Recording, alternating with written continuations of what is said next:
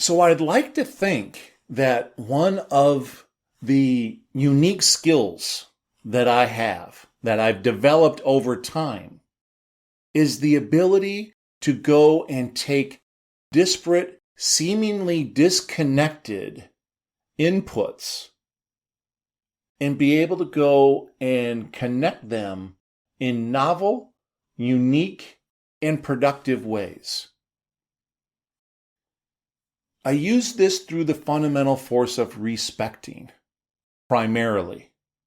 And I've learned to really love that process and use it in the aspect of serving others and myself to be able to go and just see how things could be looked at differently. Whether it be generational, whether it be racial, whether it be looking at product ideas and situations that individuals and organizations are dealing with and really trying to compose it in some different ways that might be productive. And I'd like to talk a little bit about how I do that, and it might spark some ideas on ways that you may already be doing it and maybe can build upon that. And I'd like to do that with a story about a time that I just took a walk in the neighborhood in the fall. And I set out compelling myself to not actually think about anything.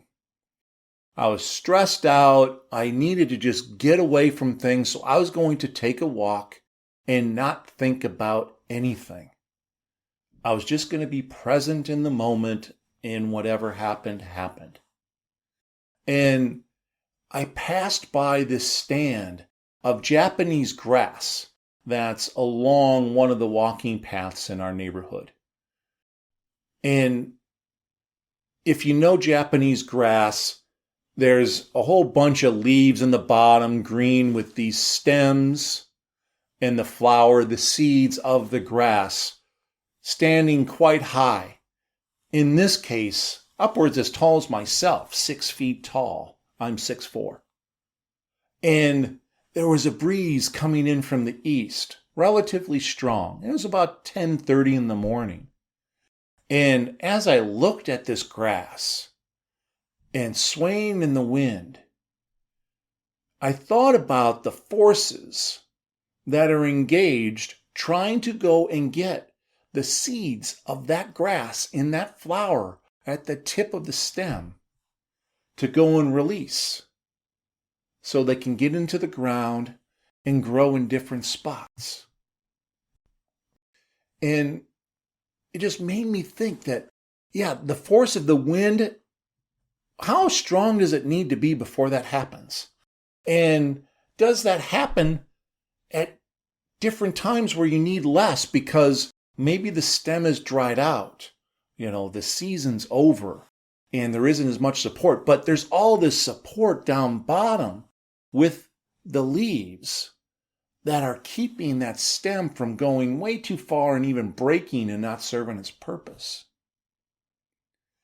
And I thought about all these forces moving in the matrix, the structures interconnected, interdependent, that keep that stalk and the flower with the seeds intact until the right moment. And for some reason, I thought about organizations in a matrixed environment that go and depend upon the strengths of different functions and teams to be able to go and support one another. And that there are certain forces that can and need to be exerted to be able to move things forward. However, there's those structures that keep things from going way too fast and breaking. And I was like, wow. It came to me that leaders can go and try and accelerate and provide a catalyst for different activities to be able to go and happen. but there's a certain natural flow to the dynamics of any organization that things will kind of happen somewhat out of their own volition.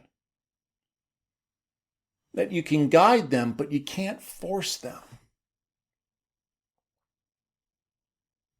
It was really interesting to me, and I kind of went, wow. It's one of those in the shower moments that we've all had where all of a sudden something pops in our head while we're in the shower because we're really not thinking about anything. Respecting as a fundamental force of leadership takes a good amount of practice and openness to be able to serve yourself and others. Let's talk about that concept and how you actually go and process different things, different individuals and what they're trying to go and say and communicate. And see how you might be able to go and look at your process a little differently. Thanks for the time. Really appreciate it. We'll see you soon. Cheers.